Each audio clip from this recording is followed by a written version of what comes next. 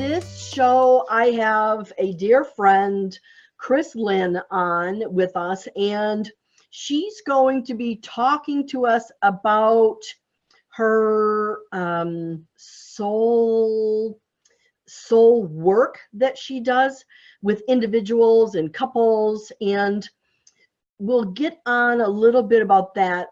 She calls it spiritual upleveling. She'll explain what goes on there. She will be taking questions at the end of the show, so make sure you remain online. And of course, if you're wanting her, or a possibility to have her answer one of your questions, you do need to be logged into the Zoom live webinar, and the link is up above, and you'll see that on the show page. So Chris will be discussing the importance of supportive mentoring in our spiritual development. That, oh my gosh, she's so bang on that. It's so exciting to have her talking about that, because I mentor people, and so does she, and we see as professionals so many things that could be steered around, or, you know, because sometimes people get scared or they get fed misinformation, or if they're going it alone, they might have misinformation because of what they might have experienced, and they automatically think it's something creepy or scary, right? So she'll also be talking about that, and then also talking about clearing our limiting beliefs, which kind of all feeds into one another. And then she'll be talking about emotional patterns, and then clearing our properties as well. At the end of the show, I will be posting her contact information, whether it's phone number, website, which is Blue Jean Mystic. Isn't that cool? As well as her email. And then let me go ahead and get her live on. Let me do this. And I'm going to promote you to panelist, Chris. Here she comes. There we Hello are. there. Hi. Hi, how are you? I'm great, Lisa. Yay. How are you today? Oh my gosh, I'm so glad that we finally got to connect together. So I'm really excited about what you're going to present today and how you're presenting it. It's so necessary. You are an intuitive consultant and mentor based in Colorado Springs, Colorado, and your passion is soul coaching using wisdom from the Akashic Records. And we'll get into that. I want you to explain that to the listener so that they have a greater understanding of maybe the basis from where you're coming from.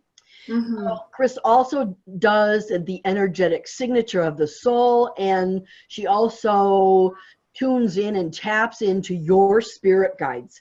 She works with individuals, couples, groups, businesses by phone, Skype, and Zoom, which is what this is, throughout the United States and abroad. So welcome very much to the show. I'm very glad to have you on.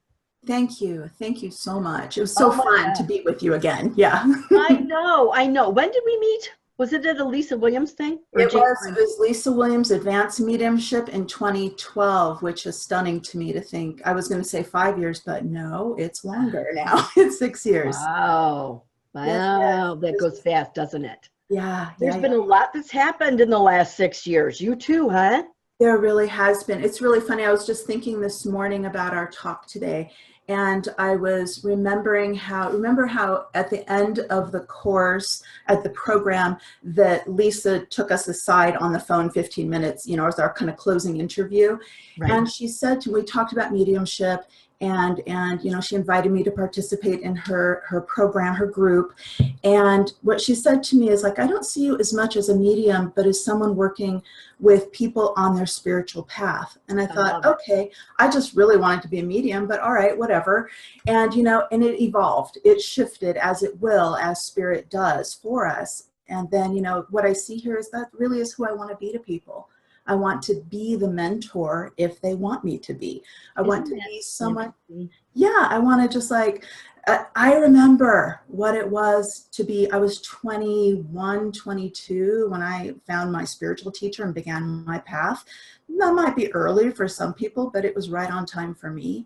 And I think about who would I have been without that individual, that person who held the space for me. And so it wasn't as much as teaching me and showing me, it was about holding space so I could splash around and make my mistakes, and then have somebody to hold the container while I recovered myself, you know, because that's how we learn, is we make mistakes. And then we have someone there holding the space for us to guide us, right? Mm-hmm. And so it's just like I have been over the last several months really thinking about the value of that individual for me, and you know, reckoning, you know, how to bring that forward into my life, into my expression, because I think that is part of my soul's journey. And like what you talked about, we all have a soul essence, and that's part of mine, is to be there for people in that capacity.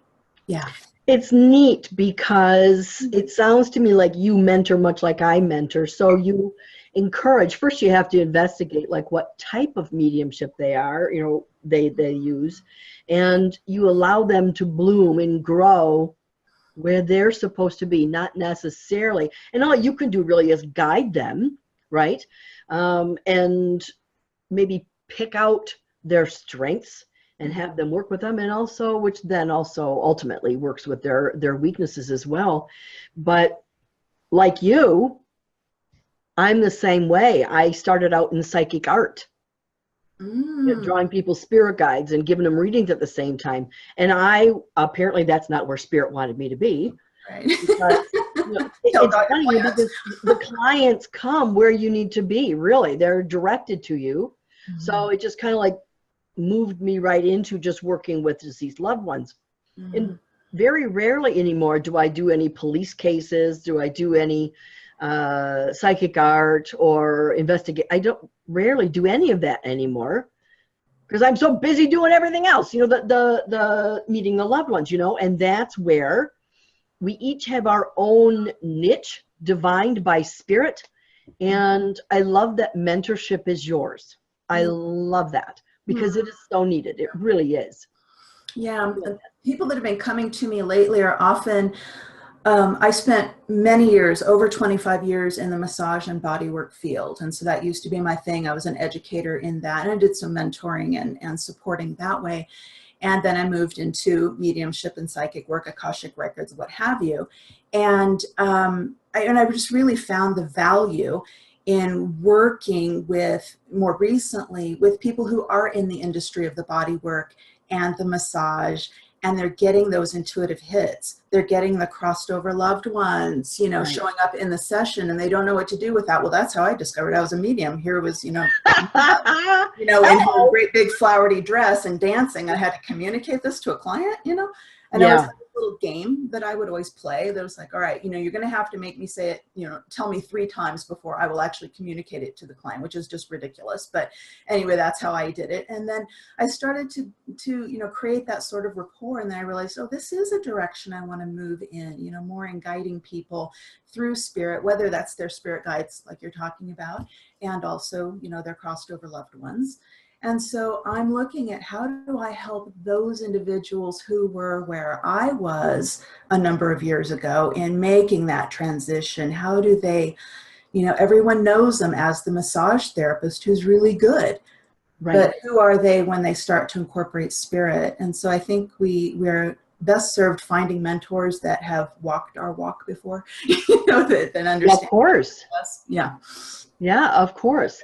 You know, it's funny because what I noticed too is some people would rather join a development class or something like that. But I find that the one-on-one really nails it in for that one person instead of all the general stuff, you know, that you would teach in a group class. And that's where the mentorship for me is huge. I really think that benefits the student much deeper, right?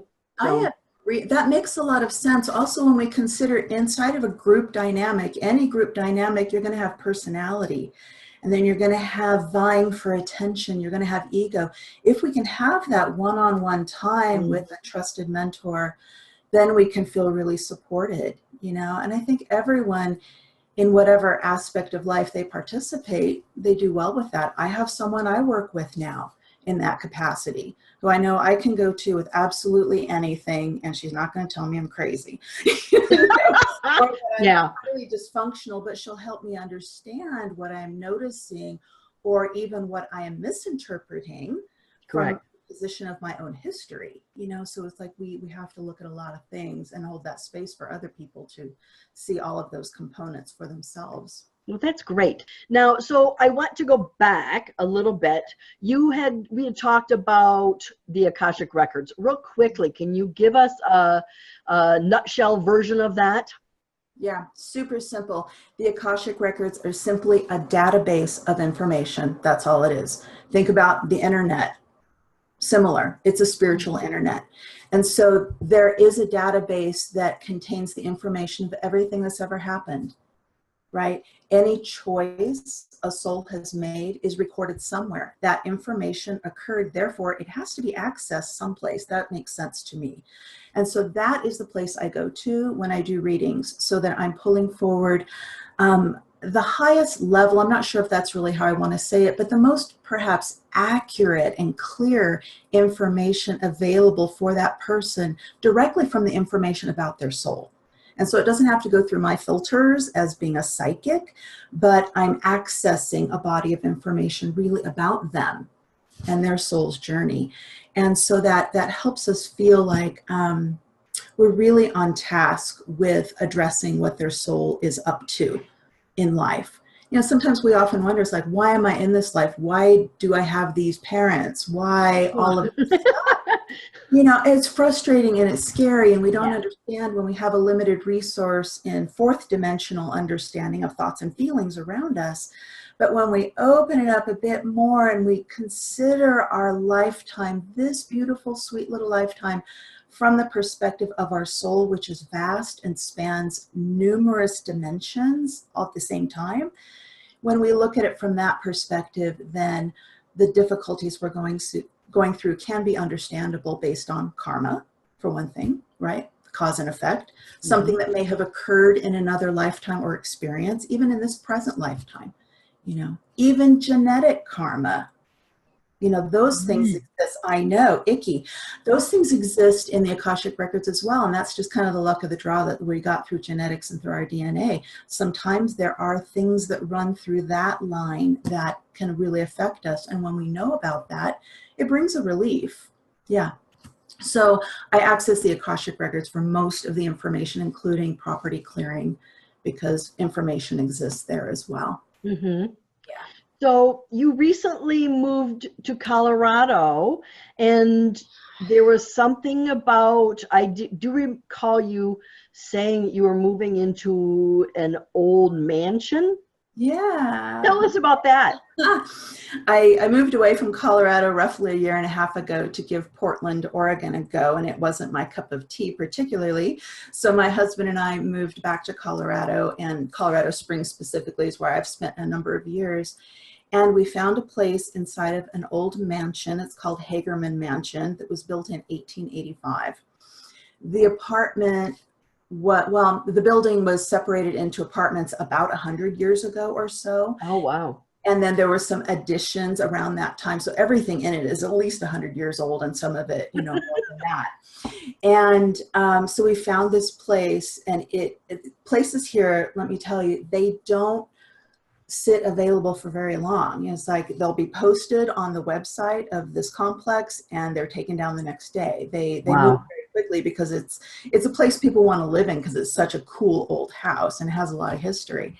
And this place apparently sat for at least 6 weeks, probably waiting for us, or probably waiting for the right person to work with it. The apartment that we are in had served as the original master bedroom of the Hagerman Mansion. And so it's quite gorgeous, has a huge bay window in what is my living room now, used to be their bedroom. It's just a beautiful old building, and it's got some history. And I can feel, there's something I feel about an old building, I don't know if you've experienced this, where it has the capacity to hold you. Yes. So been around, you know what I mean? For a long time. It's just, it knows how to be present for people. And I think I'm learning a lot about that, you know, how to be present for people also with that, this building around me that holds such space. And it's made of stone mostly. It was stonework from way back in the day. Wow. Yeah, stone and plaster walls. So we have to be super careful about how we, you know, put nails in the walls so we don't crack it open. Yeah. So, yeah, huge old building. And this building, you know, it speaks to me. It's got information. That's neat. That's neat. Yeah. So talk about space clearing and property clearing, and wow, what did you have to go through, or what did you do before you moved in? Because you can imagine, oh my gosh, it's hundreds of years old. The energy. Woo! What I found out actually just recently, like last week, from a neighbor that lives across the hall, that he's been here for 8 years. He says there's been, like, in the time that he's been here, probably 10 different sets of tenants in this apartment alone. That says something about, it kicks people out. It's energetically at unrest, and they just leave for their own reasons. They probably don't do what you and I do and, you know, see the things that we see. But I think it just hadn't felt love. That was the sense I had about it when I tuned into it. And I feel like it's starting to love me back. So I do a clearing, I do a reading and a clearing in the Akashic Records. In accessing an address, we can read all about the property, you know. So I check for a number of different things that could exist, such as ghosts, such as poltergeists, such as, you know, negative thought forms, negative entities that might exist on the property, you know, any kind of thing that the home may have picked up vibrationally by way of the people that lived there. You know, usually houses are pretty neutral until you put some people in them. And then they tend to pick up the vibration of the people. And that can be, you know, that can be violence. It could be deep sadness, depression. So I go in and I read all of those things. And I had a few things to clear, which were actually quite alarming to me. Wow. And so once, I mean, I enlist in the help of angels and other upper dimensional beings to do the work. So I know that they're actually handling it. I, like, you know, talk to Archangel Michael. He just comes in, does his thing, and you don't have to worry about it. I mean, there's a certain place where us as humans have no business going, and we enlist in the help of angels. And so that's really what helps me do the work that I do and help me kind of align with this apartment. Yeah. And it was just a little miracle how it all came together. I bet. You know, those synchronicities, you know, everything's in divine order, and it's just the way it's supposed to be. Now, when you read my house, you know, you did a clearing and checked everything, and it was bang on. It was bang on. Although, you know, as you said, there wasn't a whole lot there that was kind of out of sync.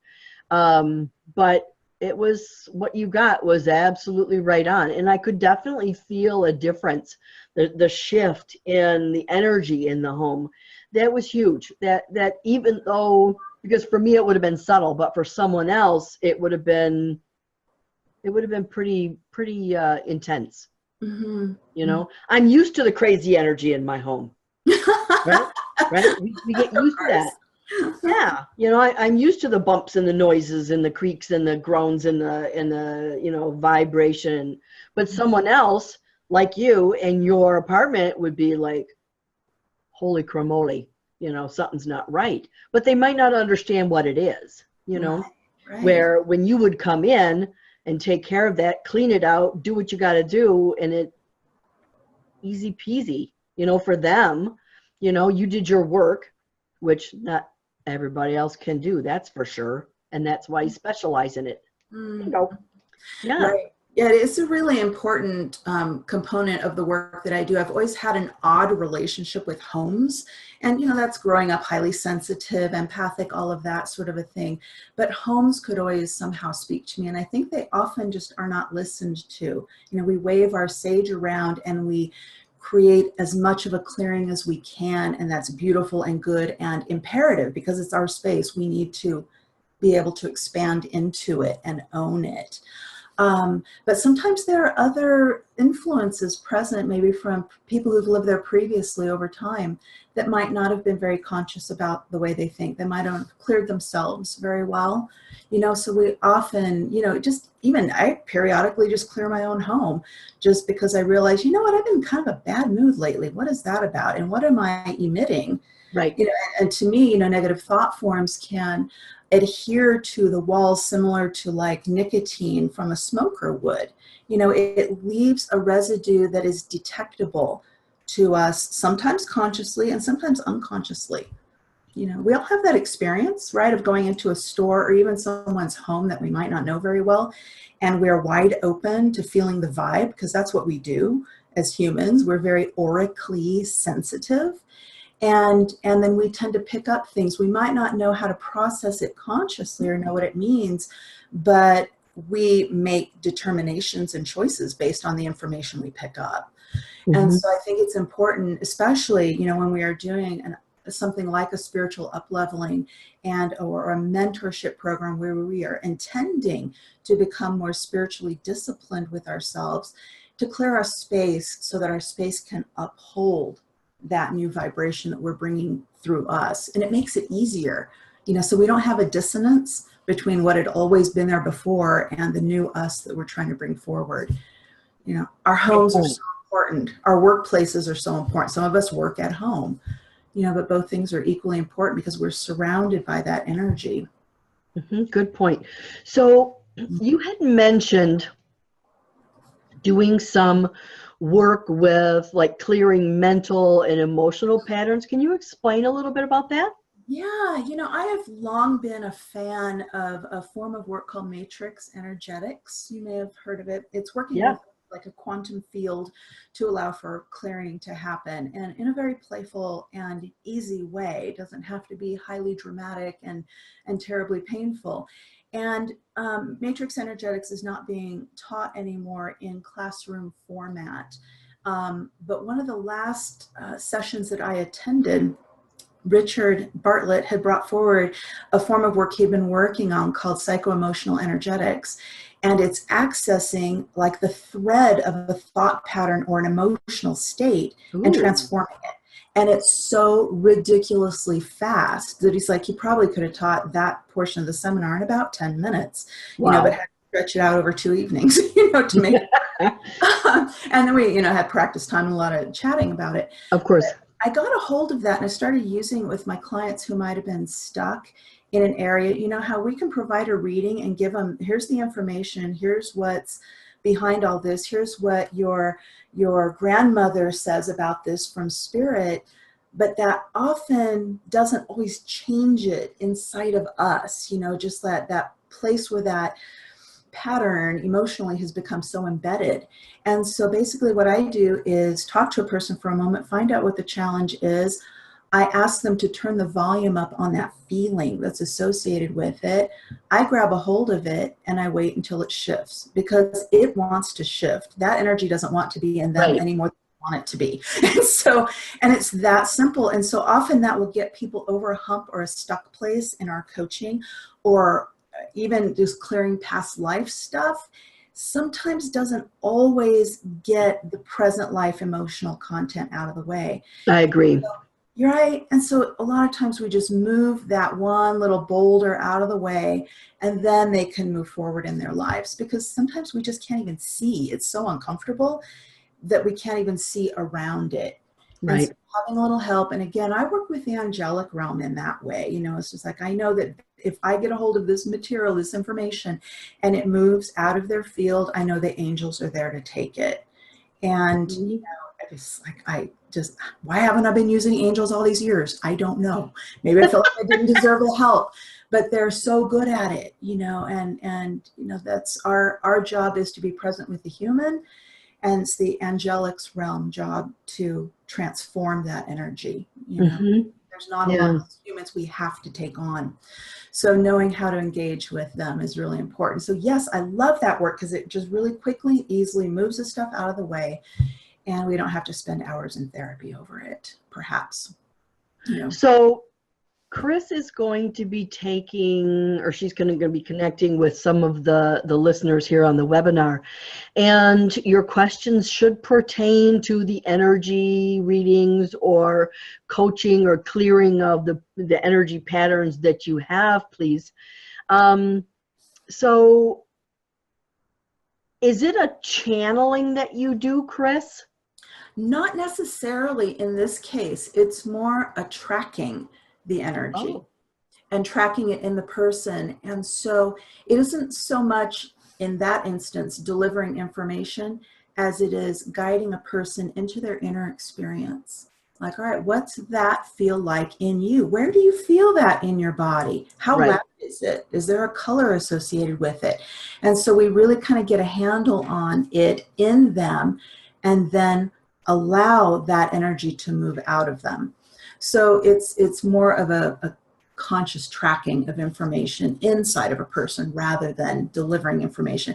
But at the same time, always have to put the caveat, you never know when spirit's going to speak. Right? So they may come in, there just may be a piece of information that comes in, or I might be guided to pull a tarot card out and come back to the person. Here's something. Well, let's, you have a couple people here that would like to connect with you. Are you ready? Okay. So the first one I'm promoting, and keep in mind, kids, you do need to have your audio and video on for us to connect with you, okay? The first person I'm promoting to panelist is Michelle. And it will take just a few seconds for her to come on. Hi, Michelle. Hi. Hi, how are you, dear? Good. Good. You have a question for Chris? Well, you were discussing the home. I have been in the process of trying to sell my home, and I was originally told by someone else that it was going to sell by early spring, and it has not sold. It's been on the market since January, and then I was told, well, it's because there's negative energy. So I did the smudging, and I'm not getting any results at all. So I was just wondering if you can see anything with that. Well, the first thing I want to tell you is when I read a home, I'm usually accessing the Akashic Records through the specific address and such. And so I'm not doing that today. But let's talk a little bit about what you feel in your home. Tell me how you experience it. I did not want to move into the home. I was moved into the home because it has an outbuilding that we used to start a business back in 1990. And did not care for it. So but I've done a lot to it, and it's doesn't look anything like it did back then. It was only 2 years old, but it looked like a 70s home back then. And but it does look, there's been so many improvements and everything. It's just a very large home. It's 3,400 square feet, and it's hard to get, it's hard to get it's a very, very, very limited market for it. But, I just wondering what's happening here. That you had an experience of it early on that you didn't really want to move into it says a lot. It says a lot about your own intuition, and where it was spot on. What I really believe is that our spirit guides guide us into or out of something. And I think that I work with a lot of real estate agents, actually most of them, strangely enough, in Southern California, and they call me to do remote clearings on properties that won't sell. And often I just go in and go through my checklist to find out what could possibly be wrong here. And then I do the clearing. I let them know. I give them an MP3 recording of what I found and cleared. And usually within a very short period of time, there are more viewings of that home. And often it goes into escrow very shortly after. And so we remove a negative influence. I would suggest to you, if you want to speak to me about doing a property clearing, it's not something I can do, readily during the course of this conversation, but let's talk about it. Contact me through my website and I will make a special deal for you. Okay. Yeah. Let's have a talk about it, because some of those influences are, they really get in the way because other people perceive energy who are looking for a home, and their guides will actually guide them away from it because it's just not good for them. They won't rest well at night, for instance, with that presence. Yeah. Right. So that's, yeah, absolutely. I have the St. Joseph buried in the yard and everything. I know, right? Yeah, I know. I've done that too. Hey, every little bit helps, right? For, pull forward anybody you can for help. Yeah. Yeah. So do you have any other message, like from, my dad always comes through. I just wondered if yeah, well, I'm not doing mediumship today. Oh, okay. I can tell you Lisa is your girl for that piece, but let me just take a step back and access your energy for a moment. Is that okay? Yes. Just kind of sit with you for a moment. I just feel like there's such a presence over your left shoulder, actually, and it just feels like an essence that wants to say, just don't worry, and that the energy of the worry is actually keeping you a little jittery and jangly and kind of scared. And so I just feel like that's a guide present for you in whatever fashion that wants you to just like, settle down, change your vibration. Take yourself out for a walk, get up and out of the property for a while, do something fun that really lifts you up. Sometimes we get stressed out and we feel like we got to hold that space really hard for this process to happen. I'm going away for 2 days, so it's good timing, I guess. Good job. Love that. Just let yourself know that the angelic realm and ask for their help with this clearing. You can do that just as easily as anybody. Say, come in here, clear this home. Help me out here. I can't bear this burden myself. You go out, change your vibration, right? Mm-hmm. And the thing that's coming into me is, and I don't know why, you don't owe this house anything. And I don't know what that means, but that just came in. It's like, you don't owe this house anything. So I wonder if there's some place in you, consciously or unconsciously, that has you feeling like you have to stick something out here. You have to do right by it, but you don't. It's like you don't owe anything here, right? So that you're clear to move on. Okay. And you want to, obviously, at a conscious level, you do. You're right. Like, January, here we are now, it's June. Mm-hmm. So, right. Yeah. All right, Michelle, thank you so much for tuning in, dear. Thank you. You're welcome. So one of the things that I found interesting in that was how you put it all together, and like you can feel around them who's working with them, like you felt like an angelic presence or a spirit guide presence or whatever. So enlist their help, absolutely, because they're not there just for jollies, And I love that. I love that you're able to tune into that. I just talk to dead people. So you are on, you're tuning in or able to tune into a completely different wavelength than I am. Which it's pretty valuable. Let me tell you, it really is pretty valuable. So tell us about this spiritual up-leveling program that you've just began or you have invented. Mm-hmm. Yeah, it became very important to me when I was reflecting upon the importance of my own mentorship over time. And I realized that's who I want to be.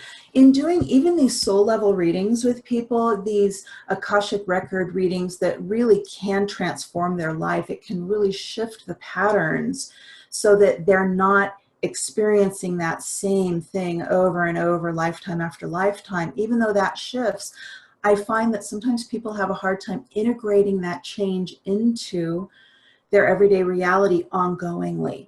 Because let's face it, when something big changes for us, our entire landscape gets to change too, including our relationships, our partnerships, friendships, all of that. So having a platform to work with someone for a period of time, I think is really helpful so that they can move. It's like mentoring in mediumship. It's like, how do you take this into your life? And you want to make sure that, I want to make sure that I've got someone that I am underneath them so they feel like they've got a platform to rely upon. The program I do involves their soul blueprint reading, which tells us who they are at soul level. We all have a specific vibration of the divine that we express, that we are meant to express lifetime to lifetime. That's how our soul is made. It's our energetic signature. Knowing what that is pretty important so we can decide to do it. If we don't know what it is, right. then exactly. then we're constantly looking, and I think a lot of you can identify with this. What's my purpose? I feel like I should be doing something. You know, I need to express myself in the world. What is it I'm supposed to be doing? It's a source of great frustration and angst for folks. And so we help you understand what vibrational quality you're designed to do. So you make conscious choices toward that. And so that's a big piece of what we do. We also take a look at what past life karma might be existing for you, or even present life, early childhood stuff might be still blocking you in this life from even recognizing who you are. You know, some of us grew up in really bad situations and really negative households. And there are influences there that might keep us from really knowing we are holy and we are perfect little beings of God, for crying out loud, right? Yeah. But that happens. And so with that kind of program, it's really hard for us to see our divinity and express it in the world. So we go through and we help you understand where all that came from, where that pattern started. You may have made a choice sometime back, you know, that you're held accountable for, but then through grace, that can be released, and through your own conscious choice to do something different. That's often where my readings have stopped. And, you know, we'll have a follow-up a few weeks later. But what I found is that people have a hard time sustaining the change.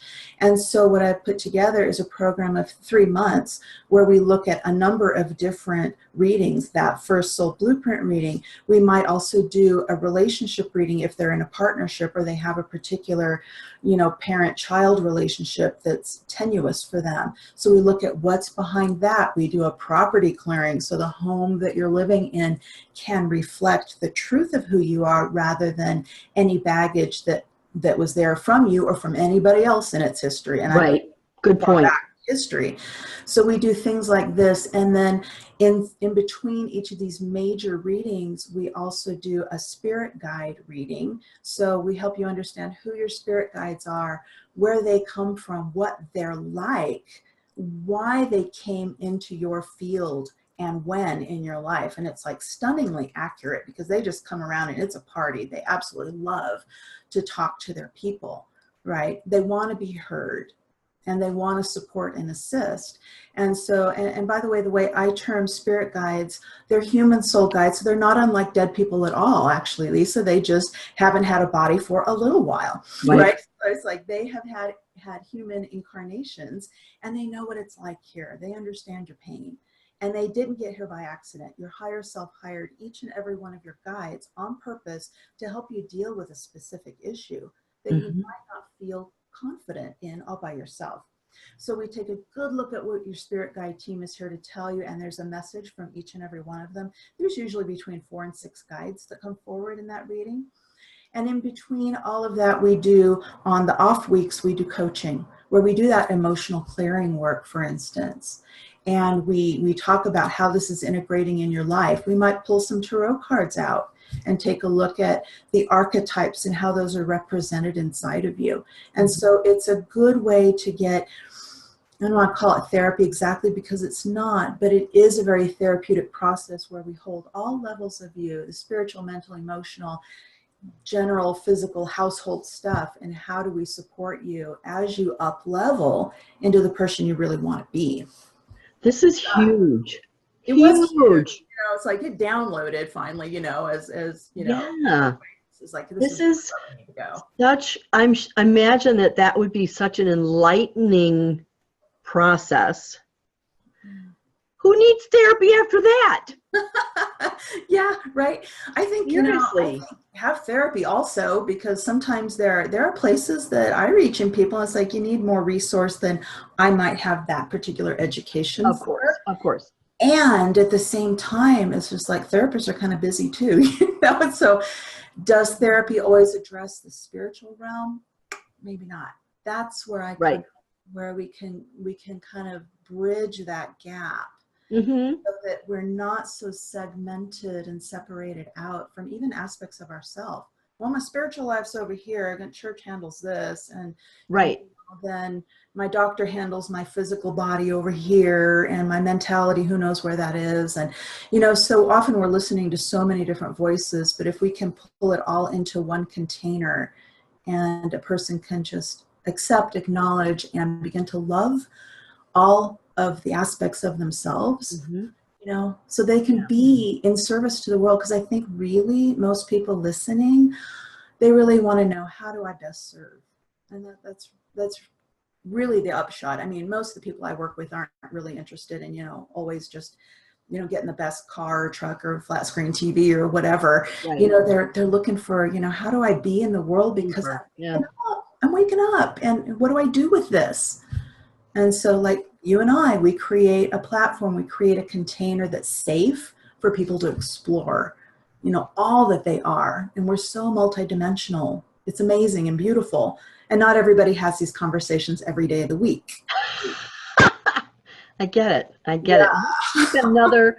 Let's get Melissa on with us. Hey, I really love to be on here today with you guys. I'm really excited, but I'm feeling I'm pretty sensitive, and I am an empath, and I've had a lot of experiences, and I'm pretty in tune with my spiritual being.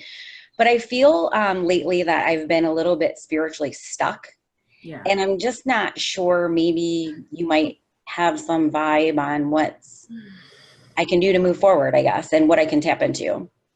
I think that I appreciate that statement a lot. And I think a lot of people can identify with that. And at least 9 times out of 10, when people make contact with me through my website, the word they use is stuck. I feel stuck. You know, it's like our wheels are spinning. And so for you, Melissa, if you'd be willing to just kind of go interior with yourself, and if you could notice inside of your own skin where you feel stuck, or what feels like it's not moving or is cluttered. That might look like your physical body, or even a chakra that you might be able to identify. Yeah, I definitely would say it's heart. Heart, okay. Which is so not my norm. Oh, okay. So I'm very like accepting and loving, so I'm surprised, you know, that it's heart. Right. And so maybe there's some unfamiliar material showing up for you that is, you know, it makes us, if it's unfamiliar, it can make us feel sort of stuck. So I want you to just kind of go in there. I'm going to close my eyes and go in there also with you. And so just notice what you feel when you go into your heart and you feel the stuck place. What does that feel like? So you just notice it. You don't even have to describe it a lot, but just notice that feeling. Okay. You grab a hold of that. And I want you to just kind of be with that feeling and turn the volume up on it. And it might be kind of like scary or uncomfortable or bleh, you know, you made a face, and that's a good indication, you know, sometimes we make a face that's resonant to that. And so just keep that there. And I'm going to grab a hold of it. And believe me, it wants to move. It totally wants to move, because it's I just feel it. I know it does. It's just like it's looking around. All right, where's the way out? Where is the way out? So it's finding its door. It's moving. You're good. You're totally good. So let me just stick with it here for a moment. And it does its thing. You know, I can't guide or control any of this. You know, that's really, holy cow. That's the thing. There we go. There it goes. All right. So it shifts and it moves, and then it goes usually off to my left, and then, you know, the angels just grab it like in a bucket. What do you notice when you tap into your heart space now, where you were feeling stuck? Feels more spacious. It feels more, it's hard to describe. It feels more open. Nice, nice. And what would you do inside of that space, that heart space now, since there's some room? What would you do in there? I feel like I need to pour positivity in there. What would that look like? That's a hard one. I'm not sure.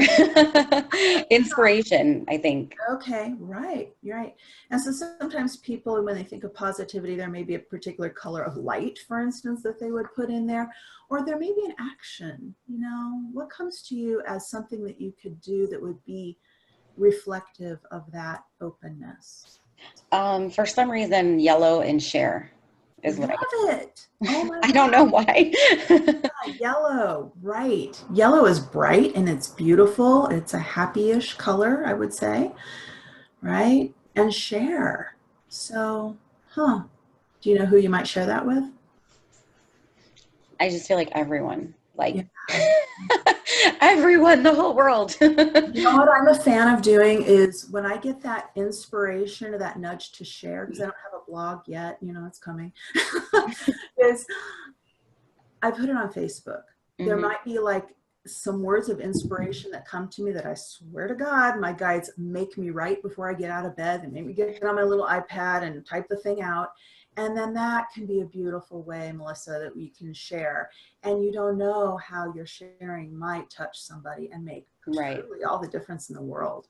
Yeah, I have felt that actually, like that I've said something or posted something because something told me to, and I'll have someone message me and then be like, you have no idea how much I needed to hear that, or it's just crazy sometimes. And you know what? I think, Melissa, that's often the mark of a natural channel, is when that just comes through you. You get the hit from spirit, whether it's your guides or someone you love, or you know, your higher self, whatever the case is, and you put it out there in the world. That's what we're called to do. Not everyone has that. You may have that. I feel like I just need to be listening, I think now. Just yeah. Like I get that now for some reason, like after I've talked to you now. Listening to spirit and listening to messages. Yeah. I just feel like I have to be listening. So yeah. Very good. Very good. Thanks for tuning in, Melissa. Take care, sweetie. That was interesting. Yeah. I love how that all, like, because you showed us what was happening. And it was interesting because when you were grabbing that energy, I could actually, it looked like a rope to me. Did it? Intuitively. Okay. It was like I could feel like an energetic rope being pulled. I could actually feel it like between the two of you. That is really cool. Yeah, that's neat that you had that experience. I tend to notice things kind of tactily, and you know, vision is not my highest sense at all. So it's like I have a kinesthetic relationship to things, and I just know when it's all right, it's cleared out of the field and moved. And exactly. Neat that you could see it that way. I like that. Yeah. Well, I didn't see it here. I saw it here. Yeah. Yeah. Whatever. Whatever. It works. So you do coaching, consultations. How can the listeners get in touch with you? What's your website, email, all that kind of stuff? My email is chris@bluejeanmystic.com, which is easy. And my website is bluejeanmystic.com. There is a contact page that says talk to me, and you can sign up. You answer a few short questions, and you can sign up for a consultation with me, which is like a coaching session in its own.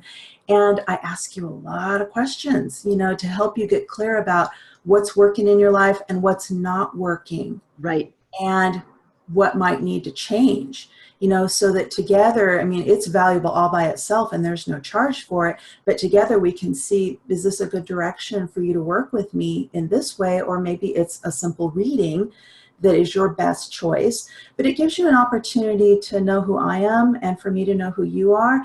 I don't choose everybody to work with. I really don't. There are times when I realize, no, this person is not best served by me. You know, there's another direction for them. And so inside of the course of that hour or so reading, you know, I assess, is this the right thing for you? And if it's not, I give you resources for where to go. So it's not wasted time.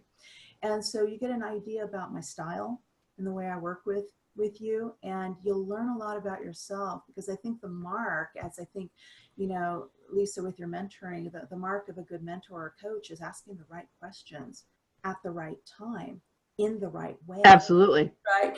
And being direct and gentle at the same time. You know, we can't just like, oh, tell them it's all full of light and beautiful and what they're doing is great. Sometimes we need to look at, all right, we need to, you know, restructure something in ourselves, or maybe you have a misperception we need to work with, so we can be gentle but also be direct. And thankfully that's how the people who've guided me in my life were, and they served as amazing examples. We can be kind and still direct. So I love that. I love that. Let's take one more. Let's do a quickie, okay? Do that. I'm going to promote Diana to panelist. Here she comes. Hey, hello. Diana. Good to see you.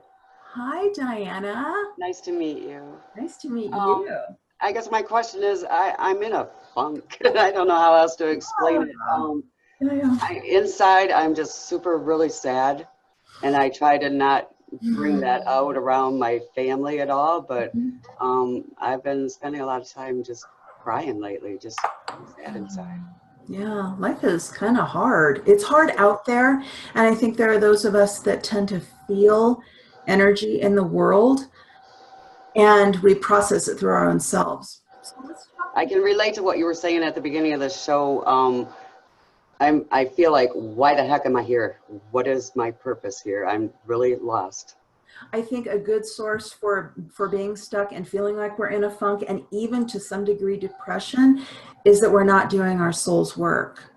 You know, our soul is not coming through us with its full strength. So let's talk about what lives inside of you with the sadness. So if you could tell me, where does that sadness reside inside of you? Probably in my heart. I'm lonely. In your heart, lonely. Yeah. Okay. Right. All right. And so when I observe you and I observe your heart space, I'm drawn to the left side of your heart, kind of low. And it's almost like there's like a little one that sits in a hammock in there. Like our inner child, you know, Right. I'll be kind of hiding out in a corner a little bit, making sure it's safe to come out. And so that's what I see as just sort of like a hermit, like cradling this being here. So if it's okay with you, I'd like to interact with that. Thank you. And so just, I'm going to have you notice what the feeling is like. And you notice what the sadness is. And then, yeah, that. Okay, good. There we go. All right. And so there is a quality that comes forward where it almost like it washes over me. I don't take it personally. I'm not processing it personally, but I just am in the presence of that pain and that sadness. And so again, I'm going to hold it as it begins to move around, because I tell you, girl, there's a lot more fun that wants to come in for you. It's like when this gets out of the way. I'm ready for it. Oh, there's so much, you know, so much just delight and joy that hasn't been able to find its way through into your heart and be felt through your heart because this it's just a thing, you know, and sometimes our sadness, it gets stuck in us and all we need is a little help moving it out of the way. And so it's continuing to move. Okay. And what are you noticing inside of you right now? Kind of a calmness. Yeah, okay. And so from behind you, what I feel is like that sense of joy. So I'm just going to invite that to kind of slip in through the back of your heart. Like your own innate natural joy that wants to come in.